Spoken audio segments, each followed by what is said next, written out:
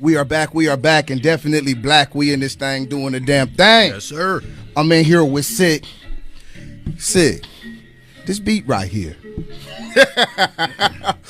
How often do you as an MC, a rapper, a connoisseur of the game, how often do you listen to these beats now and say, ooh, only if I had a beat like that 10, 15 years ago? How often do that cross your mind? I do it a lot, man, only because like now the technology is more advanced, right? Right. So you got access to more sounds. Right? And when you have a library of sounds, you can make the most unorthodox shit, like this cadence of this drum. Right. Like this is an offbeat. Yeah. Yeah.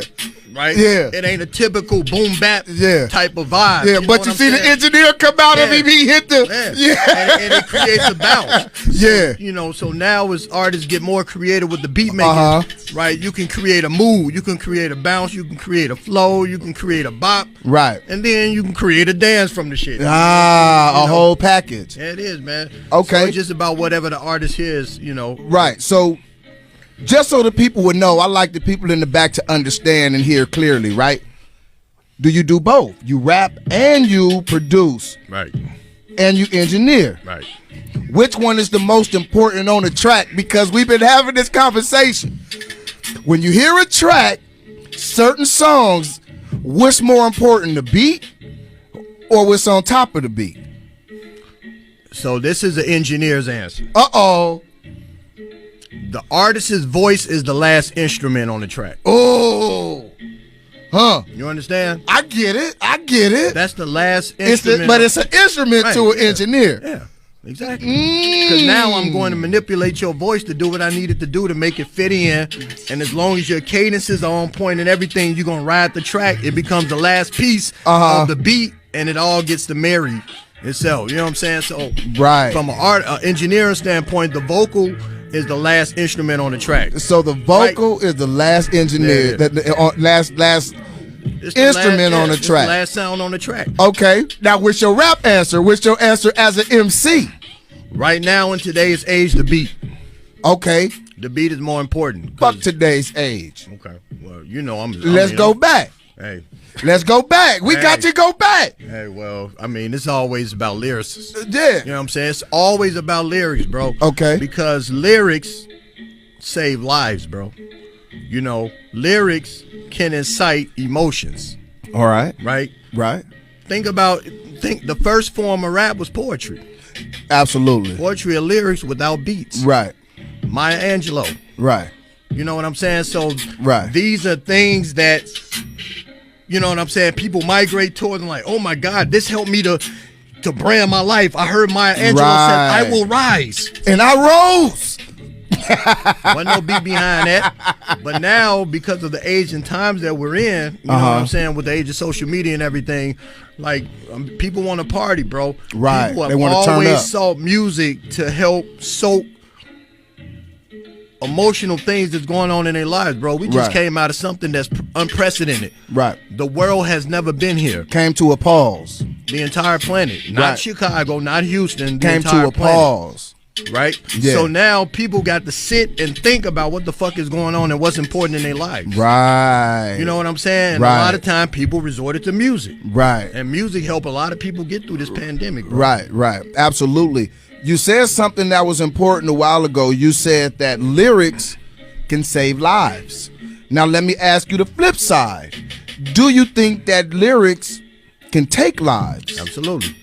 Yeah, it's a double-edged sword, bro. Let's talk to the power of that. And you got a song somewhere that you about to drop. We might get into that if you want to. You know what I'm saying? K, he swole. You if you want to.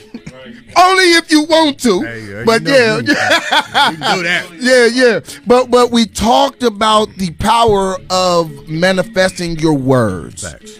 All right. And again, being from Chicago, being in the game, being a super, super dope MC. Gratitude. But also being a person that's a real G and got an overview of things. Are we seeing manifestation come alive with some of the stuff we're seeing? Bro, we've been seeing it. I think we've seen it from Kurt Cobain. We've seen it with Tupac. We've seen it with Biggie. You know what I'm saying? And so many others. Right. You know what I'm saying? Like, you got to be careful with what you speak, bro. Right. Why not speak prosperity into your life? Right. And a lot of this is not even what's coming off the tongue. Right. It's just, you got to understand that when you say certain things about how you portray yourself, right, the street's going to test you at some point. You got to live that up to somebody. And a lot of times it ain't that other rapper that you beefing with. It's that little nigga in his entourage who don't believe you. Right. The one who's standing in the corner doing this. Right. Who ain't got nothing to lose. Right. Who trying to get his stripes. Right. That's the one that's gonna get you. Right. I exactly I know exactly what you mean. And I'm in full agreement with you too. Yeah, man. You gotta watch the partner. Yeah. The one that got something to prove. He trying to earn his stripes. Yes, sir. Do you think that it's happening more? Or are we seeing it more? What's your thought? We're seeing it more because of social media. You Right. know what I'm saying? Like, it's a lot of artists that perish, man, in this game that we haven't even heard about. Right. You know what I'm saying? But social media makes it more relevant. Now people are living their lives in front of their camera. Right. You know what I'm saying? So it's a double-edged sword. Like we discussed earlier, I feel that social media is the only platform that gives everybody the red carpet. Everybody is somebody. It made it easier to fake it until you make it, or just fake it. Now, I can't really get with it. You know what I'm saying? The last thing I want is 100,000 followers and I ain't even got a fucking car.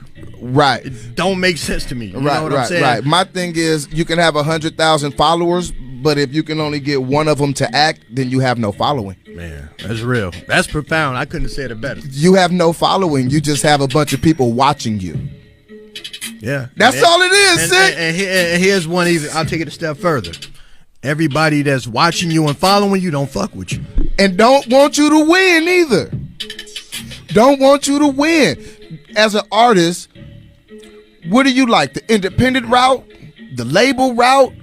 What has been your way to navigate throughout this? Do you what are you? Are you independent? I'm independent. Are you with a label? Man. I'm independent. I see the value in having, a bigger entity behind you to help push your music from a marketing standpoint. Right. Where you don't, because as artists, bro, our primary objective is to be creative. Right.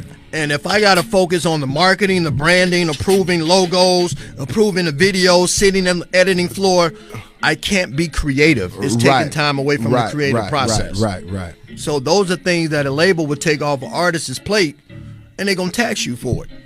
So now you say, do I roll up my sleeve and wear every hat and take a hit on the quality of the music, but the business acumen is through the roof? But the creativity sags. Yeah, it is. So have you found that you needed a team? Yes. All right. And how do you create? Hold on. Let's do this.